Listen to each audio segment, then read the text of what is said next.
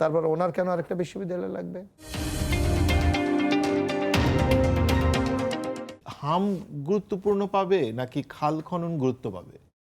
না মান্নু ভাই, সরি আমি জাস্ট বলি, দোষারোপটাকে গুরুত্ব দেওয়া হচ্ছে। দোষারোপ করেন, কিন্তু সেটার জন্য আপনারা তদন্ত কমিটি করছেন না কেন?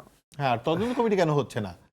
না মানে এটা তো উচ্চ পর্যায়ের তদন্ত কমিটি হওয়া উচিত। না, আমি যে কথাটা আর বলতে জাতীয় চাই, বিপর্যয় ঘোষণা হচ্ছে না কেন? না আমি একটা কথা আপনাকে বলতে চাই যে একটা সরকার ক্ষমতা মানে দায়িত্বটা যখন সে পেয়েছে, তখন এই ধরনের একটা পরিস্থিতি বা টিকে আছে এই ধারণা কিন্তু সরকারের ছিল না। কিন্তু আপনি জানেন রাজশাহীতে যখন প্রায় 17 জন 18 জন শিশু মারা গেলেন, তখন কিন্তু এটা সরকারের নজরে আসলেন।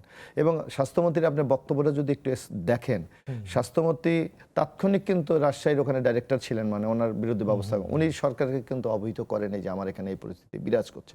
অর্থাৎ যারা দায়িত্বে আছে তাদেরও একটা দায়িত্বহীনতার একটা পরিস্থিতি এখানে তৈরি হয়েছে। Number one. নাম্বার টু, এখন আপনাকে বলতে চাই, আমার মনে আছে মঞ্জু ভাই আমার সাথে বহু টকশোতে আয়োজন করে, একটা সরকারের কিন্তু দৃশ্যমান কিছু উপস্থিতি আমরা লক্ষ্য করি।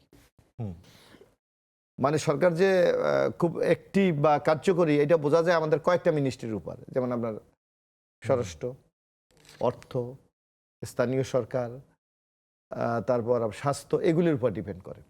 ইউনূস সরকারের সময় কিন্তু আমরা বারবার বলেছিলাম যে স্বাস্থ্য উপদেষ্টাকে, এই নামটাও আমরা জানি না অনেকে, তার কোনো অ্যাক্টিভিটিস আছে কিনা সেইটাও আমরা বুঝি না, কারণ ওই সময় কিন্তু করোনাও ছিল কিছু, তারপর অন্য অন্য রোগও ছিল, কিন্তু আমরা কিন্তু তারপরও যে কি ভদ্রমহিলা নুরজাহান, তার কোনো উপস্থিতি আমরা লক্ষ্য করিনি। এবং ইন্টেরিয়াম গভর্নমেন্টের পক্ষ থেকে এই ব্যাপারে কোনো সুনির্দিষ্ট বক্তব্য দেয়নি। এমনও হতে পারে ধরেন যে এটা তো শুধু সেটা না, ব্যুরোক্রেসি এর সাথে যুক্ত। না অন্য জিনিস, ব্যুরোক্রেসিকে তো প্রশ্ন করতে হবে। না এখন যদি বিএনপি সরকার ব্যর্থ হয়, দায়টা কি ব্যুরোক্রেসির হবে না বিএনপির হবে? কিন্তু মানে ব্যুরোক্রেসি যদি সহযোগিতা না করে, ধরেন এখন না, এটা তো তার বলা উচিত ছিল। এখানে যিনি স্বাস্থ্য উপদেষ্টা ছিলেন ওনার তো প্রকাশ্যে বলা উচিত ছিল যে এই অবস্থা আমি করতে চাই, আমি আমলাতন্ত্র, যেমন আপনি মাহবুজ আলমের কথা বলেন।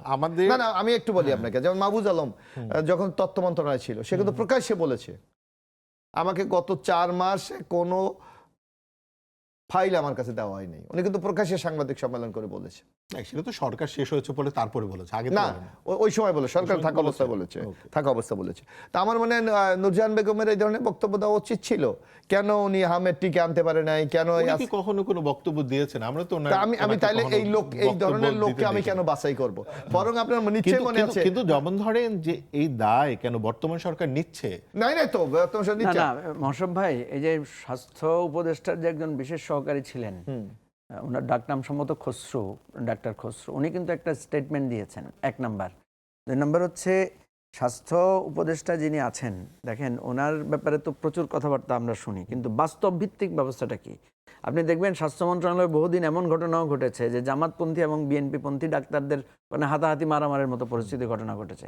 না ওইটা না, কিন্তু মঞ্জু ভাই আমি সেটা বলছি না, আমি বলছি আপনি একটা মিষ্টির দায়িত্বে, আপনার দায়িত্ব কি? আমি যদি কোথাও ফেল করতে হচ্ছি আমি, তা আমি জানাবো না, জনগণকে বলবো যে আমি এখানে দায়িত্ব পালন পারছি না, আমি সরে যাব না। কিন্তু আমাদের কিন্তু আপনার স্বাস্থ্যমন্ত্রী উনি প্রথমেই কিন্তু যেই কথাগুলো বলেছে সেটা প্রত্যেকটা কিন্তু একদম অভিযোগই।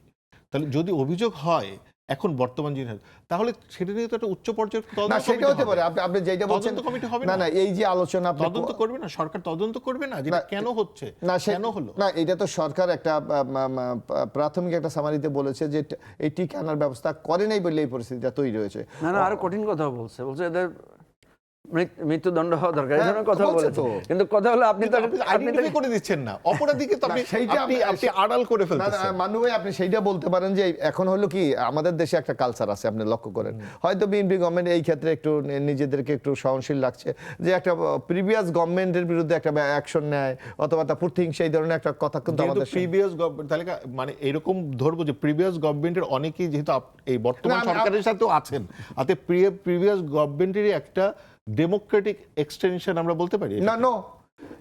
মানে যেহেতু প্রিভিয়াস গভর্নমেন্টে তো অনেকে আমাদের আইনমন্ত্রী ছিলেন, আমরা যারা লিড করেছে, না মানু ভাই, এখানে আপনাকে একেবারে জেনারেলাইজ করলে হবে না। এখানে যারা লিড করেছে গভর্নমেন্টকে, আমরা কাকে ওই সময় দেখেছি লিড করেছে? কয়েকটা লোক লিড করেছে। হ্যাঁ ঠিক আছে, যারা লিড করেছে। হ্যাঁ, হ্যাঁ। এই যে আপনি এই যে যারা লিড করেছে তাদের একজন এখন তো এই সরকারকে লিড করছে। কে করছে না, ওই যে খলিলুর রহমানের ওই রোল ছিল বলে আমরা ওইটা দেখি নাই। বরং আমরা খলিলুর রহমানের- পাওয়ারফুল রোল ছিল। না না না, তো ওইটা না, আমি বলছি যে ব্যাপারটাকে আমার গুরুত্ব দিতে হবে অন্যভাবে। এখন ধরেন বাংলাদেশে এখন যা হয়েছে, যেমন আপনি মনে করেন ডক্টর ইউনূস সাহেব ব্যক্তিগতভাবে আমি বলি, আমি অ্যাজ এ নাগরিক হিসেবে, আমি নট এ পার্টি ম্যান হিসেবে আমি বলছি না, বিএনপির আমি একজন দায়িত্বে আছি এই বলে আমি বলছি না। আপনি একজন উপদেষ্টা, চিফ অ্যাডভাইজার, সে কি নিজের ট্যাক্স নিয়ে মাফ করে দিতে পারে? করেছে তো। করেছে। এখন যদি বিএনপি এই ব্যাপারে কোনো স্টেপ নিতে যায়, সে বলবে যে প্রতিহিংসা করা হয়েছে। অথচ আপনি দেখবেন বাংলাদেশে যে কটা বিশ্ববিদ্যালয়, আপনি তো বিশ্ববিদ্যালয়ের একজন শিক্ষক, অনেক বিশ্ববিদ্যালয় কিন্তু ওই মানে বিশ্ববিদ্যালয় তৈরি করতে পারে নাই, কেউ নানা কারণে সে পারমিশন নিয়েছে, তারপর ওনার কেন আরেকটা বিশ্ববিদ্যালয় লাগবে?